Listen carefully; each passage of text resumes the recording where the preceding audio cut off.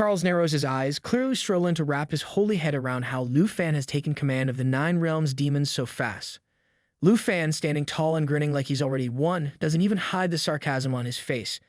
It's obvious he believes the battle is already over. He's just waiting for them to realize it. But Charles, always the overconfident preacher, throws his arms up like he's summoning a miracle. His body gets wrapped in yellow mana as he begins forcing power into his sword, which now swells with divine energy. Teeth clenched, eyes burning with pride, he refuses to accept the truth. According to him, it doesn't matter how many creepy monsters Lu Fan controls, they still stand no chance against the so-called chosen warriors of the Holy Mountain Lord. He lets out a dramatic roar like a villain in denial and activates his divine sanctuary skill. A glowing holy mark pops up above his head, making him look like a walking emoji of self-importance. The skill boosts his power like crazy, doubling every stat he has for the next minute. Musashi and Jin Chang'an follow along, shouting like cheerleaders as divine energy pulses through them.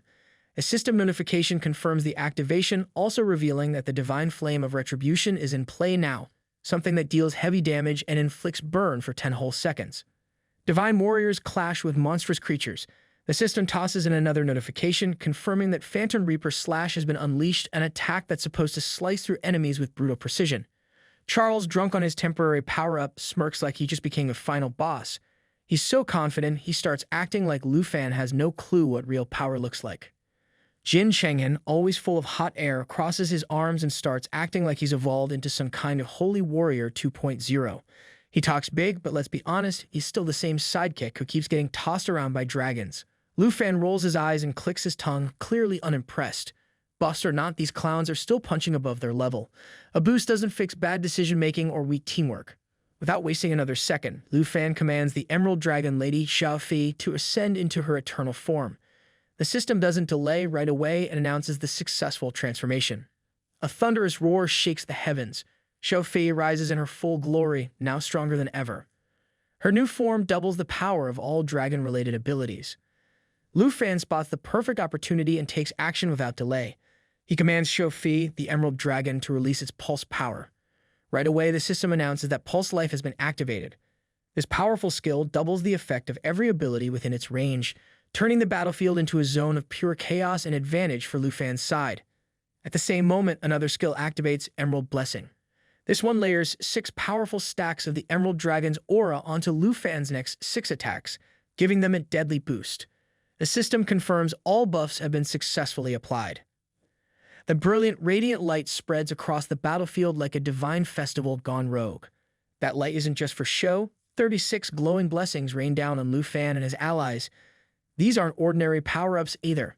Each one cranks up every attribute by 30 to 60%, turning Lu Fan's team into a group of overpowered monsters. The system doesn't waste a second and confirms every single buff. The monsters under Lu Fan's control let out deafening roars, sounding like they're more than ready to stomp the holy squad into the ground. The system immediately confirms Jaw Strike. The dragon lunges with a deadly bite, dealing massive damage that shakes even the ground beneath them. The beast Charles summoned now looks like it's been run through a firestorm. Its body burns, limbs twitching as it stumbles backward, clearly no match for the power it's facing. Charles' eyes go wide with shock. All his loud talk about holy strength suddenly starts sounding like a joke. He starts shouting, panic creeping into his voice. For the first time, he wonders if the power of the Holy Mountain has truly faded or if they were just never that powerful to begin with. Lu Fan gives a sly grin, clearly enjoying himself. He lifts his hand without hesitation, and a bright orb of mana shines between his fingers. Just then, the battlefield begins to shift. The system announces the activation of a powerful skill, Dragon Domain. The range stretches 10 meters around him, and instantly, all his attributes shoot up by 50%. The air surrounding Lu Fan and his dragon starts to bend unnaturally, filled with glowing gold energy. A strong pressure fills the battlefield and everyone nearby feels it. The ground vibrates and the sky seems to pulse with that energy. Looks like the real show is just getting started. Musashi can barely hold himself together. His eyes nearly pop out at the sight. He just witnessed a low-level player, not even past level 30, casually using a demon's skill like it's no big deal. Charles, who still thinks he's the main character of the story, lets out a dramatic scoff. That overconfident smirk of his returns like he's about to win an Oscar for most delusional villain.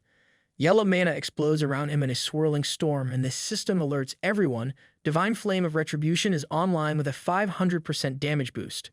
He probably thinks this makes him invincible. Spoiler alert, It doesn't. Lu Fan doesn't even flinch.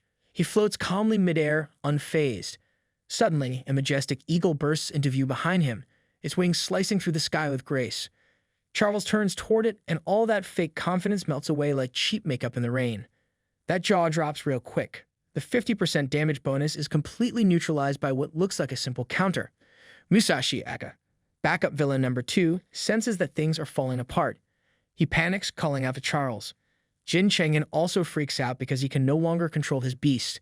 Something is seriously wrong on their side, and they finally realize it. Their power isn't just dropping, it's being siphoned to empower Lu Fan's army. Both of them try to retreat before things get worse. Meanwhile, Lu Fan hovers above them with all the calmness of someone watching ants scramble under a magnifying glass. Above him, the evil soars proudly while the battlefield turns into pure chaos. His monsters charge like a stampede, launching a relentless assault. Charles, of course, still tries to act like he has things under control. He draws a strange symbol on his palm, mumbling something dramatic. Probably thinks he's summoning the ghost of his broken ego. He claims he wanted to give Lu Fan a chance to join the holy side, but now, surprise, surprise, he wants to turn him into a puppet for his so-called ancient god. A glowing shield of yellow mana forms around Charles, wrapping his body in holy energy. His beast stands protectively at his side, muscles tense and eyes alert. Without warning, the ground beneath them glows with a surge of yellow light, shooting upward like a pillar. The intensity pulls everyone's focus. The system quickly confirms the activation of Endless Holy Light, a powerful skill that boosts Charles' damage by 200%. Along with it, a holy spell is triggered, though the system barely considers it worth mentioning. Still, Charles now glows like a divine torch in the middle of a storm. His entire body radiates so brightly that it lights up the battlefield, forcing even the shadows to retreat. That sudden brilliance marks the start of another fierce clash. Meanwhile, in the surveillance room, the vice principal stares in disbelief, nudging the elder hand next to him. It's clear he's wondering if Lu Fan can actually dodge what's coming next. Within moments, the scene shifts. Charles crashes down hard, his knees slamming against the ground. His head hangs low in defeat. Musashi and Jin Chengyan go completely quiet, their mouths open in shock. The battlefield, once full of noise and chaos, now holds a chilling silence. Charles gasps, his mind scrambling for answers. He just used a divine-level spell, something infused with power from the ancient gods. But Lu Fan is completely unharmed. Not a single scratch. Not even a wrinkle in his robe. The system cuts in with another cold update. Eternal Guard is active. Lu Fan has become invulnerable, like some kind of untouchable boss in a rigged raid. Before anyone can recover from that shock, another system message hits like a slap. Murderous dragon bloodline detected. All of Lu Fan's attributes have doubled, and his self-healing has increased by a ridiculous 5,000%. So now he's unkillable and regenerates like a cheat code. Lu Fan doesn't even raise his voice. He lifts his hand, and the black dragon behind him unleashes a soul-shaking roar. The system immediately announces the use of the intimidation skill. Everyone within range now suffers from a heavy aura that causes dizziness and drains their will to fight. Musashi clutches his head, clearly in pain. Charles can't take it anymore and collapses under the crushing pressure. His earlier divine energy means nothing now. In desperation, Musashi stumbles backward, trying to escape the effect of the skill. Jin Chengyan stretches his arm forward, trying to reach Musashi, who shouts something desperate in return. He begs Jin to make a pact, a last attempt to survive. He believes that even if he dies, the contract will bring him back. But Lu Fan doesn't give him a chance to finish his plea. The moment feels frozen in time, but Lu Fan moves through it with ease. One swing from his sword carries a message louder than any words. This time, there's no return. Musashi suddenly disappears from view, gone without a trace. Jin Chengyan freezes, his eyes wide with horror. His voice shakes, barely able to form words. He tries to sense Musashi's presence, but there's nothing. No trace, no signal, just silence. Jin Chengyan looks confused. His heart races when he realizes he can't connect to his beast. Fear creeps in fast. Charles grabs his hand, eyes filled with a wild and desperate look. He urges Jin Chengyan to form a pact with him, because he doesn't want to die here. Jin Chengyan stares back, shocked and afraid. His body steps back on its own. He refuses without thinking much. Before he can even understand what's happening, Lu Fan appears behind him. Lu Fan tells them that his dragon domain has already locked the battlefield, and no one else can summon beast or monster inside it. Without his own beast, Jin Chengyan has no chance of linking with Charles and reincarnating. Charles stares at Lu Fan with disbelief and anger. He struggles to accept how wide the gap is between them. Both of them serve divine power, yet only one stands at the top.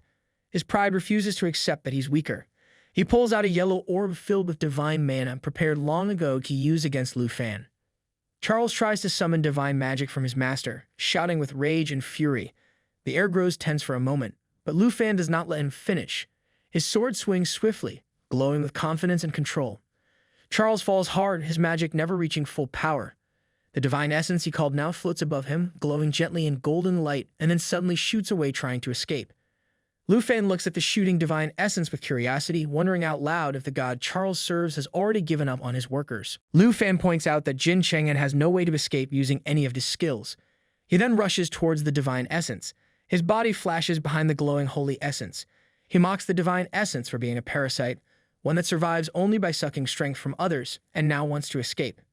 His eyes stay locked on the glowing essence, and he reflects that's what he came for.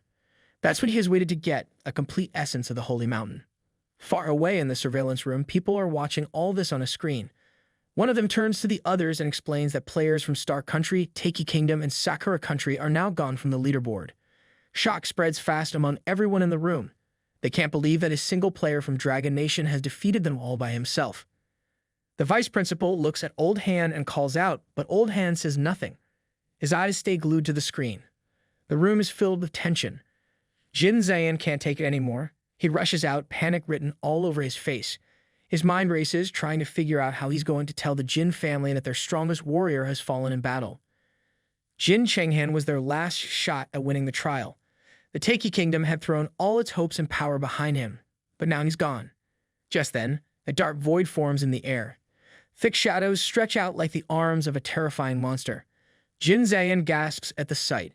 His voice shakes as he asks if his master has returned. A deep voice answers from the darkness, full of power and anger. It wants to know if the sun is truly dead. Jin Zayan falls to his knees, his body shaking. His voice is low and full of fear, but he does not run. He takes full blame for what happened and prepares himself for whatever punishment his master decides. Jin Zayan kneels before the dark shape and speaks with panic in his voice. He says the Dragon Nation warrior is far too powerful. He tried to stop him but failed. Charles from Star Country and Musashi from Sakura Country are already dead. That warrior took them out. The room goes quiet. Then the dark figure lets out a cold laugh, clearly not surprised. Looks like he expected this all along. Before Jin Zayan can even move, a dark limb shoots out. It wraps tight around his neck and lifts him off the ground. His feet dangle. His eyes grow wide. He struggles for air, hands pulling at the tendril in panic. The shadowy figure lifts him higher, voice filled with rage. He reminds Jin Zayan that a promise had been made before the trial started, but now his son is dead, and their kingdom has lost its last hope. Jin Zayan gasps and begs for one more chance. His words barely come out. After a long pause, the dark limb lets go. He crashes hard to the ground, his head hitting the floor. The voice remains cold. A new order is given. Lu Fan must be destroyed no matter what. The Dragon Nation player must not leave Taiki Kingdom. He must be trapped. Jin Zayan scrambles up on his knees. Sweat pours down his face. He nods fast, promising to carry out the order. The man in dark swears to gather his 4 legendary friends and make Lu Fan vanish, just like they killed the demons of 9 realms. Back inside the arena, Lu Fan keeps the glowing holy essence tightly in his grip. A faint smirk plays on his lips. 3 enemies had to fall before this moment could arrive. Now the question hangs in the air, was this strange golden stone really worth all the trouble? A system message quickly pops up, listing out the hidden powers inside the holy essence. Lu Fan reads through the information, then shifts his gaze to the twin dragons nearby. A curious idea floats into his mind. He wonders what kind of change might happen if these beasts were to absorb the essence. He then goes closer to the dragons. He lifts the golden stone high above his head. A grin spreads wider across his face. Without a second thought, he throws it into the air like he's feeding them a treat. The dragons immediately spot it. Their glowing eyes lock onto the essence like hungry predators tracking prey. The energy from the essence is so strong, even they seem amazed. Lu Fan watches with growing interest, clearly excited to see what will happen next. One of the dragons leaps forward. Its massive jaws snap shut, swallowing the essence in a single bite. A second later, golden mana bursts out of its body like a magical explosion. The same thing happens with its twin. Mana floods the arena, covering everything in a golden glow. The ground shakes, and their roars echo like thunder, making even the walls tremble. A new system message flashes across the screen. It confirms that the dragons are now starting their evolution. Lu Fan remains completely focused, watching everything without blinking. The dragons rise high into the sky, their bodies growing larger and changing shape with each passing moment. The golden light becomes blinding, then slowly begins to fade. The moment the light clears, the change becomes obvious.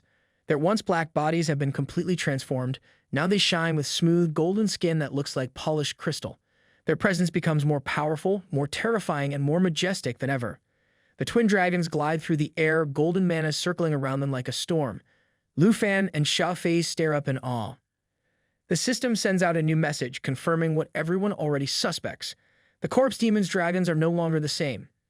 Two powerful abilities have now been added to their skill set, Holy Light Gate and Holy Blessing. These upgrades make it clear that their transformation is more than just a flashy look. More information appears on the screen. The twin dragons now go by a new name, Corpse Holy Dragons. Their level has jumped to 35. At this level, their normal attacks deal almost full damage, 99% to be exact. But the real shock comes with Holy Blessing. With that boost, their attacks can do more than double damage, reaching 230%. That's not just dangerous, it's game-breaking. Even Holy Light Gate is no joke. This skill lets the dragon call on Sacred Mountain energy. That energy reduces all incoming damage by 75% and removes any negative effects. It's the kind of ability that can make any opponent throw in the towel before the fight even begins. Lu Fan stares at the system messages, his eyes widen a little. He seems both amazed and impressed by the corpse demon's surprising blessing and the healing strength of the land itself. Although the healing isn't massive, the 30% recovery is more than enough to weaken the grip of any army. Lu Fan gently touches his chin, thinking deeply. The Holy Light Gate offers a huge advantage. In the past, both he and Xiao Fei had to work together to summon big threats like the twin dragons and the demons of the Nine Realms. Now he can call them whenever he wants. That freedom changes everything. His eyes drift toward the glowing corpse holy dragons. A new thought enters his mind. He wonders if this much power comes from just one essence. What will happen when he gathers more of them? His curiosity rises. He looks at the twin dragons, clearly excited. He's no longer just a player. He's becoming something far more dangerous. Suddenly, a notification appears in front of him, and his face turns serious. He reads the message silently, then whispers to himself. It's a simple line, but it carries a heavy meaning. Little Fei sees the message too, but she doesn't understand it. She turns to Lu Fan with confusion in her eyes. Xiao Yai steps in and explains that they can finally go home. That's all the system says on the surface. The notification means that only 6 players are still alive. The others didn't survive the trials. And now even Andrew, one of the toughest players, has voted to end it. Lu Fan accepts the vote. His finger taps the button to agree. A sudden wave of blue mana sweeps through the air. The new message appears, announcing that the trial has officially ended. A screen confirms that prizes are now being handed out based on the scores of each surviving player. Everyone is reminded to collect their rewards before leaving the secret realm. Little Fei can hardly believe it. She's finally going home, and it sounds almost too good to be true. Lu Fan smiles softly. A wave of relief washes over him. He's been waiting for this day for a long time. As the top player in the entire trial, he has caught the attention of 23 different countries. Now he gets to see what kind of treasure his hard-earned victory has brought him. He opens the first prize box slowly, full of curiosity, ready to discover the reward that waits for him inside. Lu Fan's eyes go wide with surprise. From the prize box, he pulls out a belt that shines with power. It's a legendary quality item, something rare and nearly impossible to find. The system shows that it requires level 90 to wear, but the surprises don't stop there. There isn't just one piece of equipment, there are 5 of them. Each one carries a unique ability. His hands tremble slightly from excitement. He checks the skill hidden inside the belts. It's something incredible, Golden Dragon King transformation. A smile slowly stretches across his face. He starts to imagine the possibilities. If one belt is this strong, then wearing all 5 of the set could turn him into something unstoppable. Maybe he'll even fight like a true dragon warrior. That would definitely shut up the fools who used to think brute force was enough to win. Then he looks at the next reward. It's a level 30 skill book. This one teaches dragon language magic. His eyes sparkle. This is something he can learn right away. The power in the book means he won't need to spend months mastering each dragon spell one by one. Instead, he can copy their abilities directly and activate their magic easily. With this skill, even the most arrogant dragon tamers would look like kids pretending to be strong. Finally, he turns to the last reward. The system explains is a random expansion pack. It comes in the form of a scroll and is marked as legendary quality. It holds 3 scrolls inside, and each one promises to be rare or better. Lu Fan feels a small rush of hope and quietly wishes himself good luck. The scroll box opens, releasing a glow of golden light. 3 items float out, wrapped in yellow mana. The first item is a summon slot expansion scroll. It expands the slot of pets, summons, constructs, or contracts by 1. The second one holds an enchantment that can upgrade an item's quality by 1 tier. The third one is perhaps the most valuable. It's an enchantment level removal scroll. He looks at the scrolls, stunned. These kinds of treasures are so rare that even auction houses can't promise to carry them. Getting all 3 at once is like winning a lottery that only a true champion could earn. Among them, one scroll stands out the most. It's the level removal scroll. It allows him to wear an item immediately, without needing to reach the required level. Suddenly, everything clicks. He can now wear the legendary belt right away. No waiting. No grinding. No limits. Even the blue dragon egg in his possession seems to sense the timing is perfect. A summoned slot expansion scroll will let him hatch it now, removing the restriction that Lufan has to pass the 3rd advancement stage first. Lufan takes a closer look at the equipment in his hands. A thought crosses his mind. He wants to understand just how different legendary gear is compared to the top-tier items he already owns. Curiosity grows stronger. He decides to test it. His fingers grip the weapon tightly. He tosses his sword forward and selects the quality upgrade scroll from his inventory. The system responds instantly. A message pops up confirming that the upgrade was a success. His Meteor Fire sword has now reached a new level, Ultra Legendary. That's not just an improvement, it's a complete transformation. The sword glows with new power. Its stats climb sharply, and 2 new abilities become available, Blazing Star and Blazing Dragon Warrior. These aren't normal skills. They carry the kind of heat that would roast any opponent brave or dumb enough to face him. Lufan thinks for a moment. This has taken his power to the next level. He's no longer just strong. He's on a different plane now. Plus, with the new dragon-based spellcasting abilities, thanks to language replication and resonance, he can now unleash magic the way dragons do. Natural, fluid, and full of destruction. Even his blue dragon egg now has a remote hatching slot, and he can hatch at any time, making him even more powerful. Everything is falling into place. He feels it. Something big is changing inside him. He then puts on the belt. Suddenly, his body pulses with energy. His eyes flash with the image of a dragon. The supreme belt on his waist begins to glow. A message appears in the system. The Belt King effect has been activated. That means the power of the Golden Dragon King has awakened inside him. Sometime later, Lufan steps out of the portal back into the Taiki Kingdom, where a large crowd has gathered to welcome the winners of the national trial. The crowd erupts in cheers. The atmosphere changes. On the big screen, his face fills the view.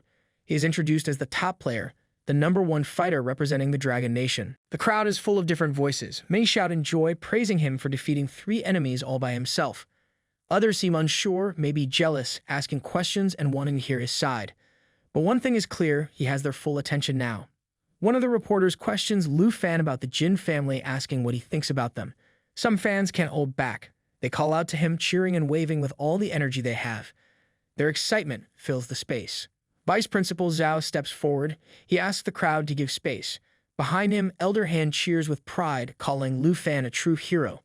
Lufan nods to Zhao and greets Elder Han warmly. He is calm. His presence is strong.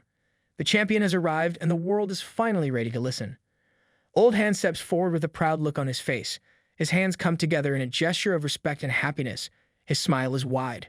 The excitement in his voice is clear. He tells Lufan that although their team always reaches the top 3, Lufan has now taken them to the very top. First place, a result that many only dream about. Vice Principal Zhao also praises Lufan for his hard work and unshakable focus throughout the past 2 weeks. The victory isn't just a close one. Lufan kept first place with a massive lead over everyone else. That kind of dominance doesn't just happen, it takes real talent. To honor this achievement, Elder Han awards Lufan the Griffin Corps' Gold Military Medal and announces his promotion. He expresses that Lufan deserves to wear this gold badge. Lufan looks at the golden badge for a long moment. He remembers something.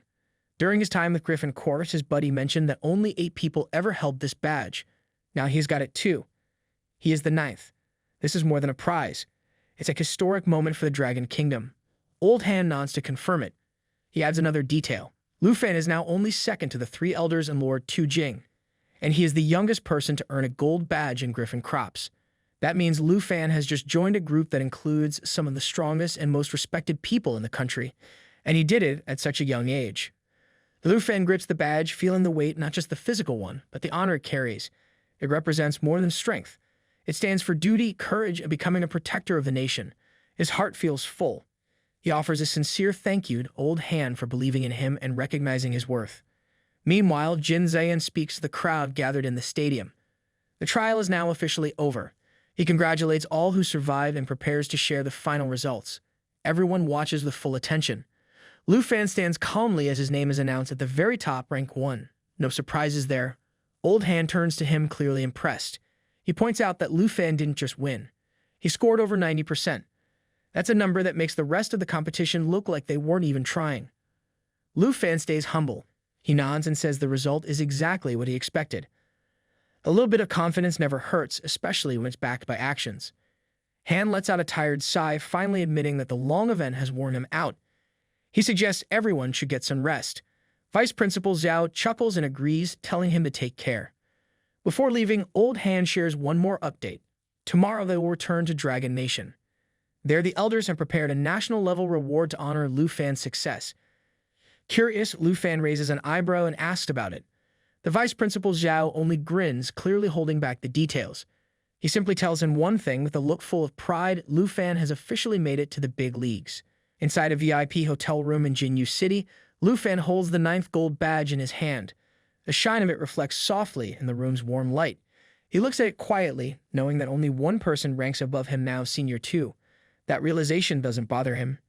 In fact, it makes him more determined. Resting on the bed, he begins to think. This victory isn't just about fame or rewards. It gives him a chance to make things right, to finally settle the scores that have been sitting in the shadows for too long. He remembers what Vice Principal Zhao told him. With the power and recognition he holds now, even someone like Changfeng, so full of pride, might be forced to kneel and admit his mistakes. That idea lingers in his mind. Changfeng always acted like he was untouchable, so sure of himself, so loud. Maybe it's time he learns what humility feels like.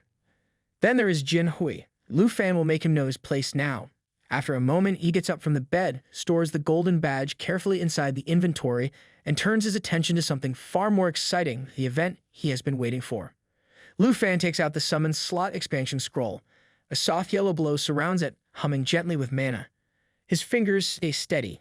He opens the scroll, knowing exactly what it means. This is the final step, the last piece that lets him bring the blue dragon into the world. He activates the scroll. The system confirms that an extra dragon slot has been added to his list. That makes 4 total. With 3 dragons already loyal to him, the 4th one will complete his team. His eyes shift to the egg sitting nearby. It looks quiet, but he can feel the energy inside. There's something special waiting to come out. He gathers his energy, calling on his dragon taming skills. Yellow mana swirls around him like a ribbon of light. The system responds to his actions and confirms the egg's current level on the status window. Xiao Yai, Xiao Fi, and the little star dragon, Xingqian, in the room lean closer, their eyes wide with interest. There is excitement, curiosity, and even a little nervousness. A new member is about to join their family. Lu Fan begins the hatching process. The egg starts to shake gently. Tiny cracks appear on the surface. Then, all at once, a burst of blue light flashes from inside. The room fills with brilliance. The shell breaks away, and from within, a small dragon emerges. His scales shimmer like water under moonlight. His eyes glow a striking shade of blue. The system updates them right away, displaying the newborn's abilities and powers. He is at level 1, but the strength in his presence is undeniable. Lu Fan's face lights up. It's a boy. A proud smile stretches across his face. Their team now has a charming, handsome little guy to lead into future battles. The other dragons gather near, curious and gentle. They don't act jealous or cold. Instead, they welcome the baby dragon like older siblings greeting their new brother. Their expressions are calm, almost affectionate. Lu Fan leans forward and gently reaches out to touch the newborn dragon. His fingers brush against the smooth, glowing scales. He can't help but admire the dragon's beauty. The colors shine like a gemstone, and he already imagines how fearsome this little creature will become in the future. Teaming up with this blue dragon and combining its powers with the golden dragon cane will surely create attacks that shake even the boldest enemies. The kind of combo that leaves fools like Jin Hui crying for a restart button. Just then, the little dragon moves closer and playfully nuzzles Lu Fan's hand. It seems innocent, but in the next second, a sharp pain shoots through his fingers. He lets out a surprised yelp. The little one stares at him with big, confused eyes, as if wondering what went wrong. Nearby, Xingqian chuckles at the scene, clearly enjoying the chaos. Lu Fan tries to pull his hand back, but the baby dragon doesn't let go. Its grip tightens with surprising strength. He quickly opens the system status window to check what's going on. The answer is clear. This dragon isn't just powerful, it's also going to be a handful. Hopefully not as rebellious as it looks, because raising one stubborn dragon is already more than enough. The system displays the dragon's starting skills. The first is Roaring Thunder. It only deals one kind of damage, but it hits a wide area and even includes a control effect. That's more than enough to keep enemies pinned down like insects under a boot. Definitely worthy of a Dragon King's bloodline. The second skill is Heavenly Punishment. It's a simple lightning strike, but still dangerous. The most shocking part, though, is a skill simply called Thunder. This one allows the dragon to use skills instantly, no cooldowns, no mana cost. That's like giving a tank infinite ammo and telling it to go wild. Lu Fan's eyes shine with excitement. This little dragon is full of promise. He feels it's the right time to give the dragon a name, a special moment. But before he can even say a word, the little dragon suddenly locks eyes with Extinction. It turns out Extinction is trying to sneak and eat the eggshells of this little blue dragon. A spark flies between them. Without warning, the blue dragon dashes forward and charges at the starry sky dragon. Lu Fan flinches in surprise. Extinction reacts fast, smacking the baby's back with a quick swing. The two dragons start calling out loud and dramatic like they're arguing over who gets the last piece of dessert. Lu Fan sighs deeply. He watches the scene unfold like a tired parent at the end of a long day. He scolds Extinction, reminding her to behave and not turn feeding time into a wrestling match. He warns Extinction not to cause trouble. There's a name to give and a bond to build, and it would be great if his dragons could go 5 minutes without acting like hungry toddlers with wings. Lu Fan tries to come up with a name for the new dragon, but it turns out to be harder than he expected. His mind runs through a few options. He thinks about the dragon's color and abilities and casually suggests Little Blue. But nothing happens. The dragon does not even look at him, completely unimpressed. That silence tells him everything. A cute name isn't going to work for a creature with thunder in its veins. He changes his approach and picks something bolder, a bow. This time, the dragon's reaction is immediate. It perks up and lets out a short growl. The name clearly fits. Lu Fan smiles, feeling proud for a moment. But just when he starts to celebrate, the little beast chumps on his hand again. He groans loudly. This dragon may be strong, but it's also disobedient and full of attitude. Another little troublemaker. Great like Extinction wasn't enough already. The older dragons in the room glance over with clear disappointment. Their eyes say it all, they are not impressed. Dealing with one wild baby dragon is already hard. Now their calm space has a new ball of chaos. Then a system notification interrupts the moment. A new trial map has just been sent. Lu Fan checks it carefully. A fresh adventure waits ahead. He's been waiting for something like this. Whatever challenge lies ahead, he's more than ready to face it. Meanwhile, far away at the V family manor near the western edge of Dragon Nation, his senior lady is sitting quietly in front of a screen. The display shows the name of the national trial winner, Lu Fan. A small smirk plays on her lips. She reflects that the weapon she gave him was no ordinary tool. With it, he can crush almost anyone who stands in his way, no matter how desperate they are to win. Then a sudden cough shakes her body. She looks down and sees blood staining her hand. Her calm face tightens. Her voice drops. It's clear something serious is happening. She knows where the pain comes from, the Huang family. Their methods go beyond cruel. Just then, a maid walks into the room and bows with respect. She calls her Miss Yi and brings troubling news. The Guang family has shown up once again. Miss Yi's face grows cold and worry flashes in her eyes. She grips the armrest of her chair tightly. These fools just don't know when to stop. They still came for Yuntree Mountain. They really won't give up. This isn't just a small fight. Yuntree Mountain has been guarded by the Yi family for almost 100 years. It's been in their care, their duty, their home. Still, the annoying Huang family keeps trying to claim it. They act like it belongs to them when they've done nothing but cause trouble. The maid speaks gently, choosing each word carefully. The truth is painful. The Yi family has already lost a lot. Their strength is running low. Resources are thin. And now the Huang family uses ancient arguments and old grudges to cover up their greed. That's the kind of people they are, trash hiding behind tradition. Western who talk about honor but act like snakes. Missy asks about the Long family next. Maybe there's some hope there. Maybe someone still remembers loyalty. But the maid shakes her head. There's been no answer. Not even a single message. Miss Yi curls her fingers into a tight fist. Her voice turns sharp. She calls them ungrateful wolves. And she is right. Even the so-called noble families in the West have become cowards. Instead of fighting with honor, they crawl in the mud like insects, using dirty tricks to get ahead. She then thinks about the dragon family. Maybe they have replied. Maybe they have noticed what's happening. Maybe they care. But the maid lowers her head. There's been nothing from them either, just more silence. Miss Yi suddenly slams her hand against the table. The loud sound rings out like thunder. Her anger is rising too fast, but then her body betrays her. A violent cough shakes her frame. She covers her mouth quickly with a handkerchief.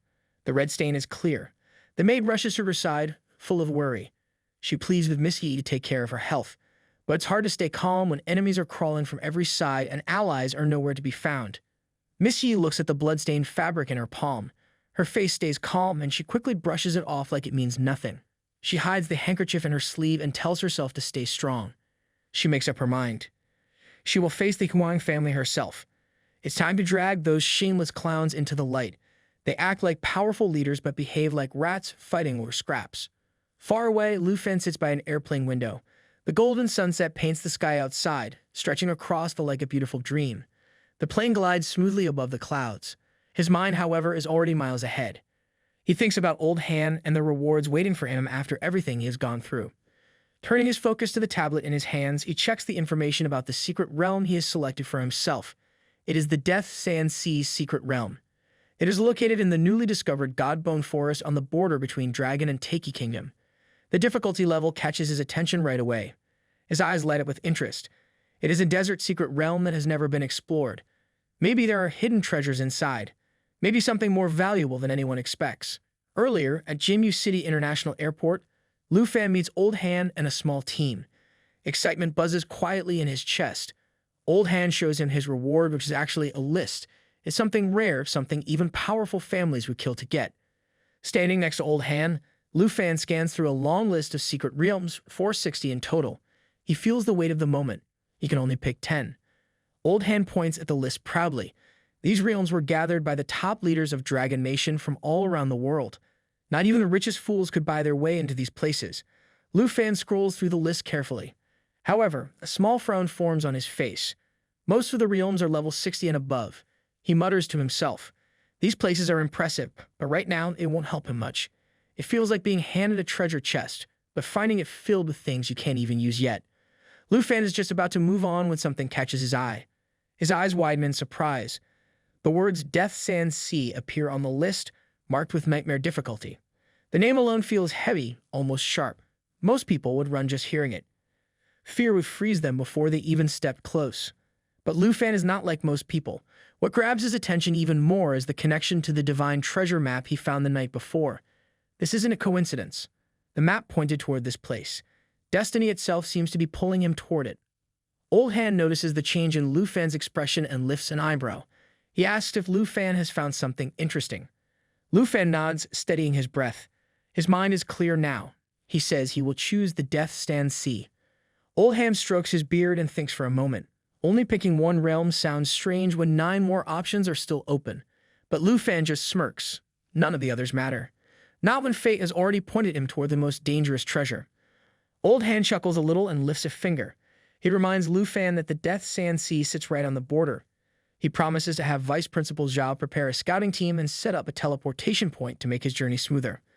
Lu Fan suddenly speaks up. He thanks Old Han for everything and explains he will stay behind for a while. He mentions that he has promised Andra for a meetup, someone whose hospitality he cannot refuse. Old Han nods in understanding.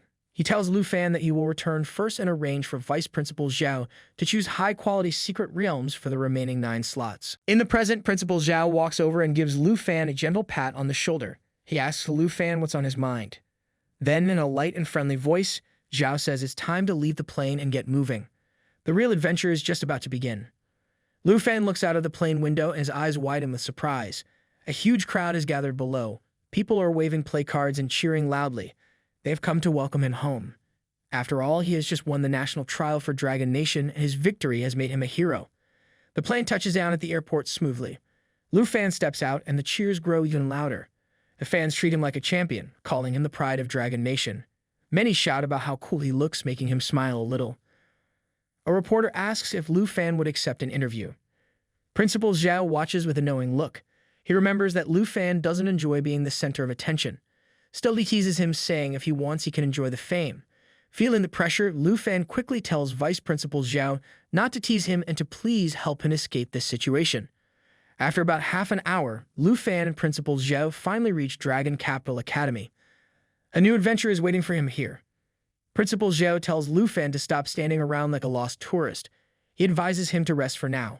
Once the teleportation gate to the Sea of Death is ready, Zhao promises to come and fetch him. Someone calls his name from nearby. Turning his head, he sees his little auntie waving happily near his villa. His group of girls is with her, holding a big pamphlet that welcomes him back as the #1 ranker. His auntie and the girls rush forward and push him along, ignoring his half-hearted protests. His auntie's eyes well up with tears. She confesses that she watched every single live broadcast during the trials, worried sick about him. She knew that many disgusting people wanted to hurt him just to win. Those sore losers didn't care about fairness, they only cared about winning dirty. Lu Fan feels warmth in his chest. He smiles and reassures his auntie that he has returned safe and sound. Knowing she had been watching over him makes him feel truly at peace. Finally, they pull him inside the house. Lu Fan waves back at Principal Zhao, feeling grateful. He remembers the 4 simple tasks Vice Principal Zhao had given him: eat, sleep, take care of his dragon pet, and spend time with family and friends. Life, at least for a little while, has finally slowed down for him. Seated around the warm dining table, Yuan Ning looks at Lu Fan with curious eyes. She asks him why he came home later than everyone expected. Lu Fan answers with a light smile. A representative from the Snow Nation had invited him to a banquet before he left. It was hard to refuse without being rude. Sister Han worries that Lu Fan has gone bad and started drinking.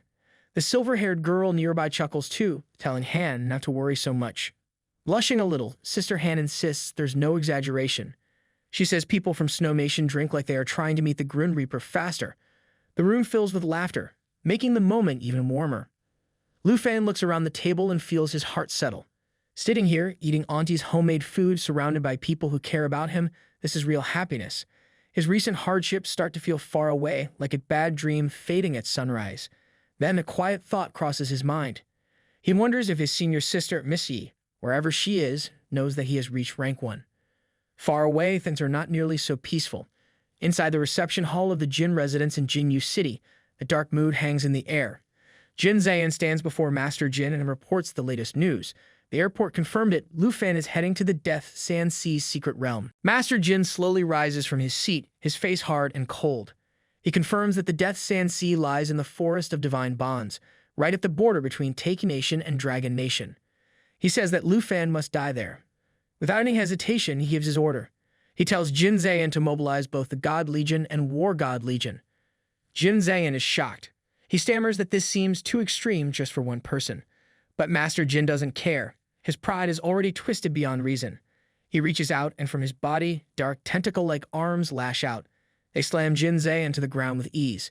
This fool of a master declares that for the sake of his son's petty revenge, even using the full strength of a nation is not too much. He vows to ambush Lu Fan personally, leading the 4 so-called guardian heroes with him.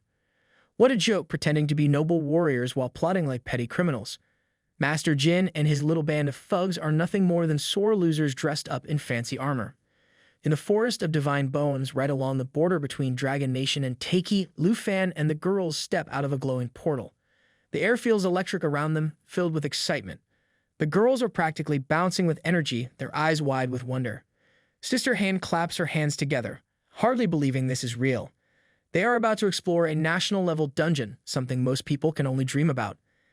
The silver-haired girl nods quickly, her face bright with happiness. She says it clearly none of this would be possible without Lu Fan. His strength and courage have opened doors others would never even find. Little Auntie wonders aloud if she might find some rare cooking ingredients hidden around the dungeon. In the middle of all the happy noise, Lu Fan stays a little quieter. His mind drifts. His 5th dragon will soon awaken in the Sea of Death. That moment is coming closer. It is something bigger than even this journey. His sharp eyes catch something strange nearby. A small encampment belonging to the Taiki Nation sits at the edge of the forest. A question forms in his mind. He wonders why they are stationed here, as it feels suspicious. The people of Taiki always like to act busy when trouble is brewing. Before Lu Fan can even ask, a calm voice speaks from behind. A lady explains that ever since construction began on the teleportation array, Taiki Nation started sending personnel to the border. Their numbers are still small for now, and there's no real reason to panic yet. The group turns around, and they are shocked to see Teacher Gu standing there with a warm smile. The girls rush to greet her, their faces lighting up even more. Lu Fan, still a little surprised, asks what she is doing here. Teacher Gu pats him on the shoulder gently and tells him not to be nervous. She explains that the academy worried something might go wrong, so they sent her to help. She promises that if any problems come up, Lu Fan can come find her without hesitation. Lu Fan shakes his head, slightly impressed. The academy really knows how to plan ahead. Their way of thinking, always staying a few steps ahead of danger, earns his respect. Little Auntie steps forward and gives a big thank you to Teacher Gu for taking such good care of her Lu Fan. Her voice is full of warmth and gratitude. Meanwhile, the girls start whispering among themselves. One of them grumbles that comparing themselves to others can really drive a person mad. Another one quickly tells her to lower her voice before she gets caught. Teacher Gu smiles calmly and tells everyone to follow her. She leads the group toward the entrance of the dungeon. Before they step inside, she reminds them to enjoy every moment of their hard-earned rewards. Moments like these don't come easily, especially when the world is full of jealous rats waiting for any chance to drag you down. At the break of dawn in the heart of the Death Sand Sea, the heat presses down around them like a heavy blanket. Lu Fan quickly spots a decayed skeleton gripping a rusted sword. He hadn't expected a gatekeeper right at the start. Sister Han, full of confidence, tells him not to worry. They can handle it. Lu Fan raises an eyebrow and asks if she's really sure. This isn't just some random walking bone pile. It's an elite monster known as the Tyrant Worker Skeleton, level 65. Its main attack, Hellbone Slash, is no joke. With one swing of that massive sword, it injects death energy into the strike, causing brutal physical damage equal to 150% of its attack power. It even adds a corrosive effect that can eat away at the enemy. Defeating it would earn them 10,260 experience points. Most people would run screaming at the sight of such a monster, but not these girls. Sister Han smiles confidently. She reminds Lu Fan that he isn't the only one getting stronger. Everyone has been growing. Everyone has been training hard.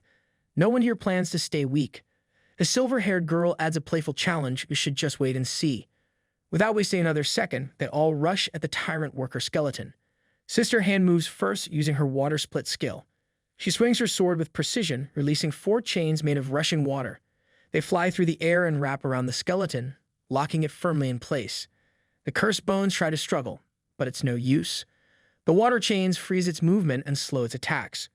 The once fearsome elite monster now looks like a wet, trapped dog, easy prey for what comes next.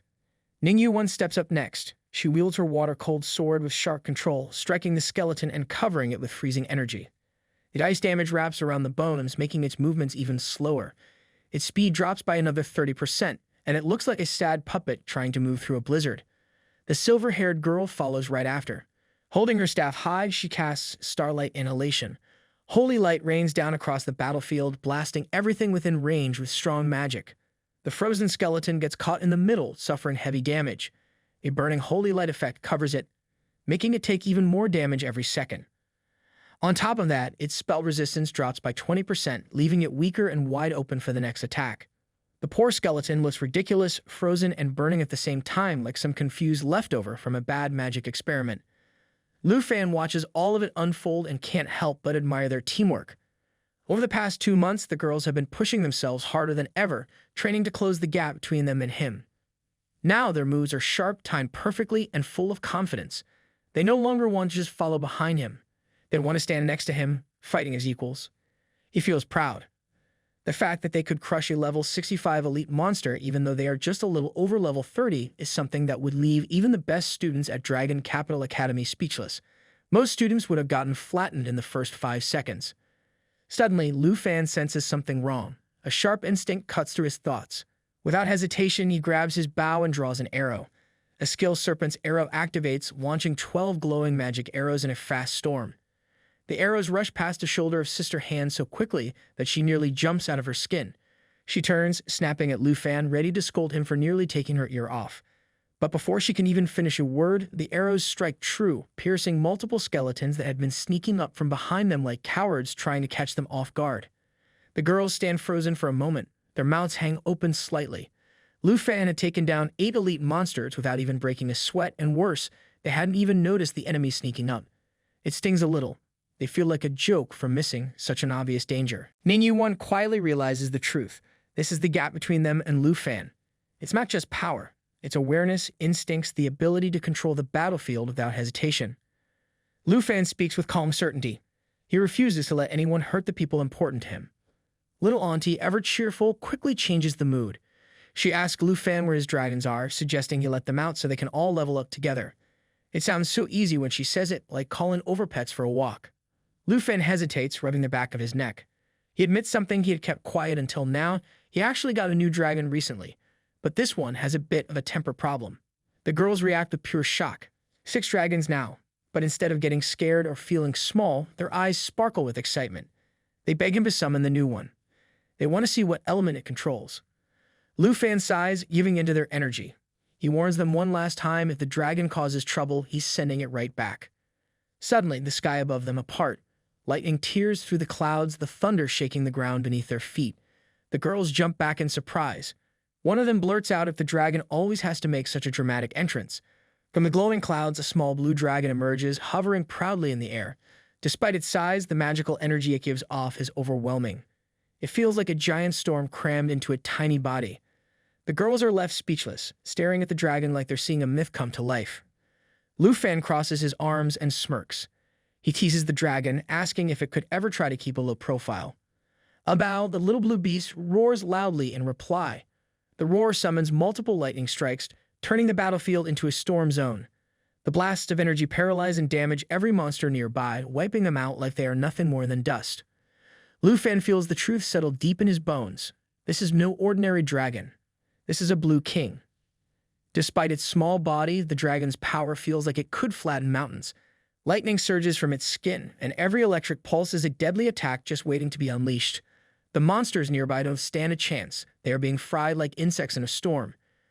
Lu Fan watches closely, recognizing the powerful move Abao just unleashed. It is the Blue Dragon King's Roar, a legendary skill only the rarest dragons can master. The roar sends a massive thunderbolt shock forward, smashing everything in its path. Any unlucky creature that survives the first blast suffers heavy damage and paralysis. On top of that, Abao's follow-up attacks stack layers of thunderbolt energy. Each hit adds 20 layers, and with each attack, it slowly drops by 1. Every strike carries a 20% chance of paralyzing the enemy, trapping them like helpless statues. The monsters nearby don't even get a chance to scream. They are roasted on the spot, cooked crisp under the sheer weight of the storm. By using their powers together, Lu Fan and Abao trigger something even stronger. A special reaction called Dragon Resonance activates between them. Dragon Language Resonance boosts the strength of their combined dragon magic by 100%. Together, they unleash a force so overwhelming that it crushes everything around them. It's like watching a natural disaster that walks and roars. Because of this resonance, Abao's level jumps even higher. The blue dragon rains down lightning with reckless joy, tearing the battlefield apart. Every enemy that dares to step forward gets fried into nothing but ash. Lu Fan feels a rush of pride and understanding at the same time. Just as he expected, the main skill of Abao is indeed the roar of the Blue Dragon King. When they use their dragon magic together, they trigger the full resonance effect, making their attacks unstoppable. Suddenly, a new system notification pops up in front of him. A dungeon mission appears. The task is simple but huge. Collect map fragments, piece together the retreat route map of Tyrant, and find the hidden treasure of Tyrant. Current progress shows 1 out of 500 fragments collected. Looks like this won't be just a battle for survival, it's going to be a long hunt. But Lu Fan is ready. Whatever greedy fools or dirty monsters stand in the way, they're about to learn what true power looks like. And that was it from today's video. I hope that you liked the video, and if you did, hit that like button as the goal for today is 1,500 likes. Comment next part down below to see what happens next. Also, consider subscribing with the notification bell on to get notified as soon as a new video drops onto the channel. You can also join the channel to support me financially and watch videos before public release. I'll meet you in the next video. Until then, thanks for watching.